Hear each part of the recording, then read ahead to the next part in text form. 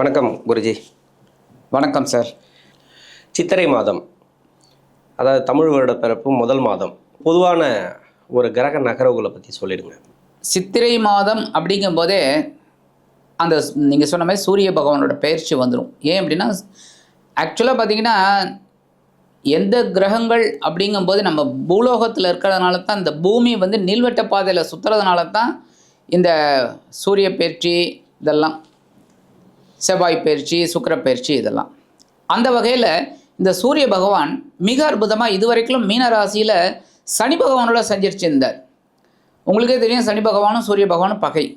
அப்போ அந்த இதுலேயே கூட ஒரு மாதம் இது பண்ணி உலக அளவில் பிரச்சனைகள், எல்லார் வீட்லேயுமே பிரச்சனைகள் கொஞ்சம் ஓரளவுக்கு ஓடிக்கிட்டு இருந்தது. இப்போ இந்த சூரிய பகவான் அற்புதமாக 14/4/2026 14/5/2026 வரைக்கும் கிட்டத்தட்ட 31 நாட்கள் அவர் வந்து மேஷ ராசிக்கு வர்றார். இந்த மேஷ ராசிங்கிறது காலச்சக்கர தத்துவத்தின்படி முதல் ராசி. அங்கே தான் சூரிய பகவான் அற்புதமாக உச்சமடைகிறார். மேஷ ராசியில் உச்சமடைந்து என்னென்ன பலாபலங்களை நம்ம கொடுக்க போகிறாருங்கிறத பற்றி நம்ம இப்போ தெளிவாக டிஸ்கஸ் பண்ணுவோம். மிதுன ராசி, இந்த மிதுன ராசிக்காரர்கள் நிறைய கஷ்டப்பட்டு வராங்க. அதாவது தசா புத்தி அப்படின்ட்டு ஒன்று இருக்கு இல்லையா, அதில் வந்து நிறைய மறைவு ஸ்தானங்களில் இருந்து தசா புத்தி இருந்துச்சுனாக்கா நிறைய பிரச்சனைகள். ஏன்னா சனியுடைய பயிற்சி உங்களுக்கு நல்லா இருக்குன்னு சொன்னிக்கிட்டா கூட நிறைய தொழில் ரீதியான பிரச்சனை இருக்குது, இன்னொன்று கடன் பிரச்சனைகளும் இருக்குது, அதோட வேலை பிரச்சனையும் இருக்குது. கண்டிப்பாக. இப்போ அந்த சூரிய பயிற்சி ஏதாவது ஒரு மாற்றத்தை கொடுக்குமா? அதாவது இந்த சித்திரை மாதம் இந்த மிதுன ராசி அன்பர்களுக்கு இப்போ தாங்க கொஞ்சம் ஒரு நிம்மதி கிடைக்கும். ஏன் அப்படின்னா ஜென்ம ராசியில் குரு பகவான், தொழில் ஸ்தானத்தில் சனி பகவான். இந்த சனி பகவான் வந்ததுலேருந்தே இவங்களுக்கு உத்தியோகத்தில் கொஞ்சம் டென்ஷன் இருக்குது. அதாவது வேலையே இல்லாத விட வேலை பளு அதிகமாக இருக்குது. என்ன நேரங்காலம் தெரியாமல் ஒர்க் பண்ணிட்டு இருக்காங்க. அதுவே இவங்களுக்கு ஒரு ஸ்ட்ரெஸ்ஸு, பாதி டென்ஷன்லேயே ஸ்ட்ரெஸ்ஸு. அது இல்லாமல் இவங்களுக்கு வந்து இப்போ சனி பகவானும் சேர்ந்து சூரிய பகவானும் சேர்ந்து அங்கே ரொம்ப ட்ரபிள் கொடுத்து, ஏன்னா சூரியனுக்கும் சனி பகவானும் டென்ஷன். ஸோ அந்த டென்ஷன் எல்லாம் இவங்கக்கிட்ட காமிச்சாங்க. 2 கிரகமும் இவங்கக்கிட்ட காமிச்சாங்க. இவங்க தலையில் ஏற்கனவே குரு வேறு உட்காந்துட்டு இருக்கார். ஸோ இவங்களால் ஏதோ ஒன்று மாற்றி சமாளித்தாங்க. இப்போ இந்த சூரியன் விலகிறது ரொம்ப நல்லது. ஆனால் விலகி எங்கே உச்சமடைகிறார் அப்படின்னா இந்த சகாயாதிபதி லாபஸ்தானத்தில் உச்சமடைகிறார். ரொம்ப அற்புதம். ஏன்னா 3ஆம் இடத்து அதிபதி தொடர்பு. இந்த தொடர்பின் மூலமாக இவங்களுக்கு நிறைய நன்மைகள் கிடைக்கும். எப்படிப்பட்ட தொடர்புகள்? ஒரு உத்தியோகத்தில் அந்த மேலதிகாரிகள் இவ்வளோ நாளாக கடுமையாக இருந்திருப்பாங்க. அவங்க இவங்கள பார்த்தோன்னே அவங்க இதாகிடுவாங்க, கூலாகிடுவாங்க. அப்போ ஆட்டோமேட்டிக்காக இந்த தொடர்புகள் அப்படிங்கும்போது சாதகமாகிடும் இவங்களுக்கு. அதுமாதிரி தொழில் வியாபாரம் ரொம்ப டென்ஷனில் தான் இருந்தாங்க எல்லாருக்குமே. இந்த மிதுன ராசி நேயர்கள் எல்லாருமே ரொம்ப டென்ஷன். இப்போ பார்த்தீங்கன்னா எல்லாம் இந்த கூட்டாளிகளுக்குள்ளே ஒரு ஒற்றுமை, இவர் சொன்னால் கரெக்டாக இருக்கும் அப்படிங்கிற ஒரு பாயிண்ட்டுக்கு வந்துடுவாங்க. ஏன்னா லாபஸ்தானத்தில் இருக்கிற சூரியன் அற்புதமாக உச்சமடைந்து நன்மைகளை தான் கண்டிப்பாக செய்வார். ஒரு சில பேருக்கு வந்து வேலையே இல்லை, அதாவது 10ஆம் இடத்துல சனி வந்த பிறகு வேலை பிரச்சனை வந்து வீட்டிலே இருக்கிறாங்கன்னு வச்சுக்கலாம், அவங்களுக்கு கூட வேலை அதிகமாக இருக்குன்றாங்க. அவங்க என்ன வேலை செய்கிறாங்கன்னே தெரில, வேலை அந்த அளவுக்கு வந்து ப்ரெஷரை கொடுத்துருக்காரு. அதாவது வேலையே இல்லை ஆனால் ஏதோ ஒரு வேலை செய்கிற மாதிரி, பிரச்சனையே இல்லை ஏதோ ஒரு பிரச்சனையில் இருக்கிற மாதிரி, இது மாதிரி யோசித்து நிறைய அவங்களுக்கு வந்து மன அழுத்தம் அது மாதிரிலாம் கொடுத்துருக்கு. குறிப்பாக பெண்களுக்கு பார்த்தீங்கன்னாக்கா இந்த சித்திரை மாதத்தில் நிறைய மாற்றங்களை கொடுக்குமா? நிறைய இருக்குது, எதிர்பார்ப்பு இருக்குது. அவங்களுக்கு வேலை இல்லாதவங்களுக்கு வேலை, தொழில் இல்லாதவங்களுக்கு தொழில், இல்லை வேலையில் எப்படி இருக்கும், தொழில் எப்படி இருக்கும், ஆல்ரெடி தொழில் வேலை போயிட்டுருக்கிறவங்களுக்கு. இப்போ இவங்களுக்கு நீங்கள் சொன்ன ரொம்ப அற்புதமான இது எப்படின்னா, வேலையே இல்லை ஆனால் வேலை பளு அதிகமாக இருக்குது. ரொம்ப அற்புதம். இது வந்து ஒரு படத்தில் விவேக் சொல்லுவார் பாருங்க. அதாவது ஒரு டீ கடைக்காரன் டீ ஆற்றிகிட்டே இருப்பான். அது வந்து யாரும் இல்லாத இடத்துல யாருக்கு யார் நீ டீ ஆற்றிக்கிட்டு இருக்க அப்படிமா. அது மாதிரி. ஆனால் அவன் சின்சியராக ஒர்க் பண்ணிட்டு இருப்பான். அந்த பார்த்தீங்கன்னா அந்த சீன் ரொம்ப நல்லா இருக்கும்.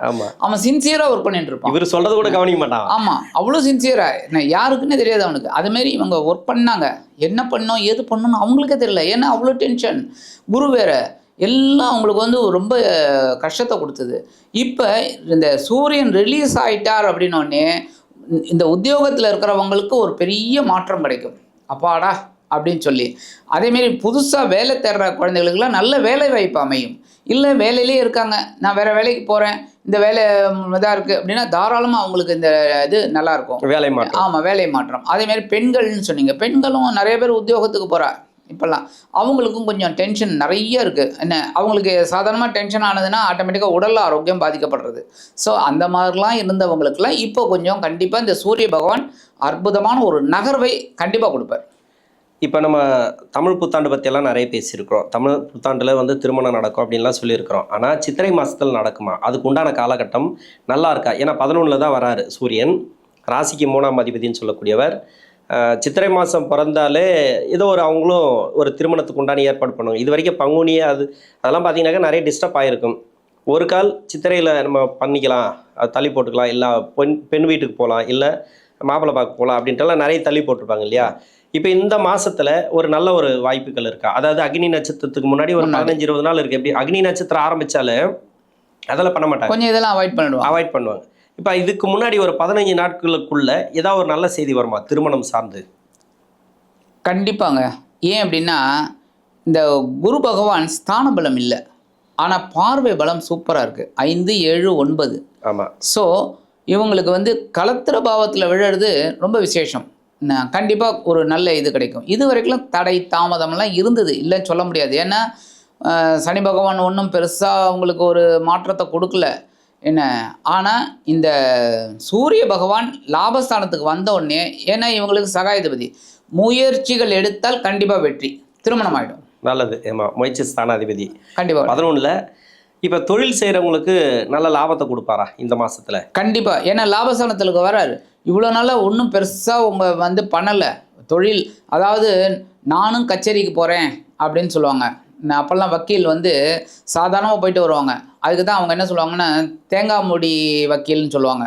ஏன்னா கச்சேரி பண்ணினா அப்போல்லாம் மூடி தான் கொடுப்பாங்க, தேங்காய் மூடி தான்.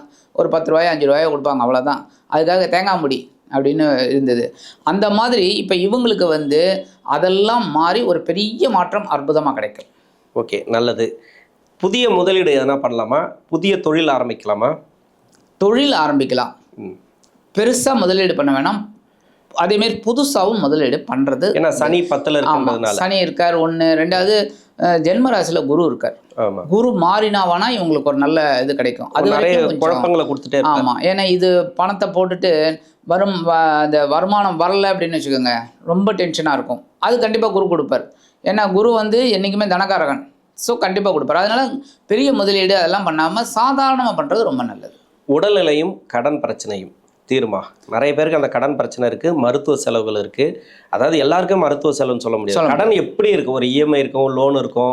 இப்போ நிறைய துறைகளில் வேலை பார்க்குற பெண்களுக்கெல்லாம் வந்து பார்த்தீங்கன்னாக்கா ஏதோ ஒரு கடன், சும்மா வீட்டு கடன், அந்த கடன், இந்த கடன், ஏதோ ஒன்று வாங்கி போடுறோம், சுப கடன்கள். அது மாதிரி இன்னொன்று தொழில் பண்ணிய கடன் பிரச்சனைகள் இருக்குது, இல்லை தேவையில்லாத கடன் வாங்கி மாட்டிக்கிட்டவங்களும் இருக்கிறாங்க. மிதுன ராசிக்கு 5ஆம் இடத்தை பார்க்குறாரு இல்லையா?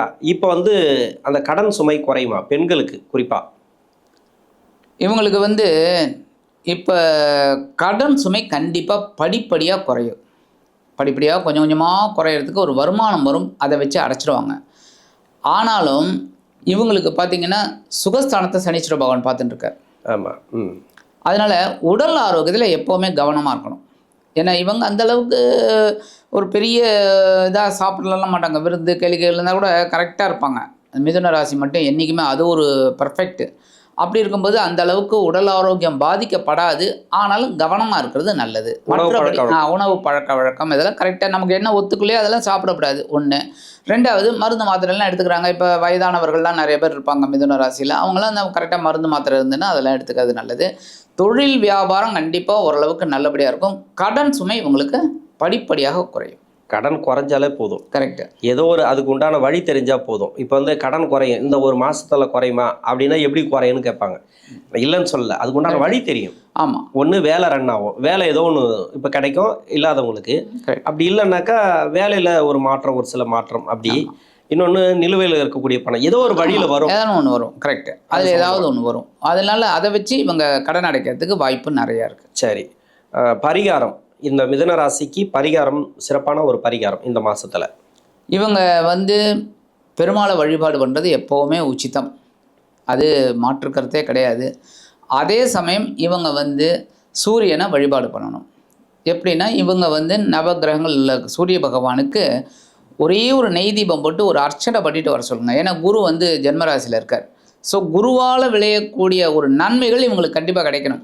நல்லது. அதனால லாபஸ்தானத்துக்கு வரக்கூடிய அந்த சனீஸ்வரன் சூரிய பகவான் அற்புதமான ஒரு முன்னேற்றத்தை கொடுப்பார். ஸோ இந்த ஒரு அர்ச்சனை பண்ணுறது, நெய் தீபம் போடுறது, இதெல்லாம் ஞாயிற்றுக்கிழமை காலையில் போயிட்டு அவங்க பண்ணிட்டு வர்றது ரொம்ப விசேஷம். ஆக இந்த சின்ன பரிகாரம் இவங்க பண்ணாலே லாபஸ்தானத்துக்கு வரக்கூடிய அந்த சூரிய பகவான் உச்சமடைந்து அதி அற்புதமான ஒரு முன்னேற்றத்தை கண்டிப்பாக கொடுப்பார் என்று கூறி விடைபெறுகிறேன். நன்றி. நன்றி.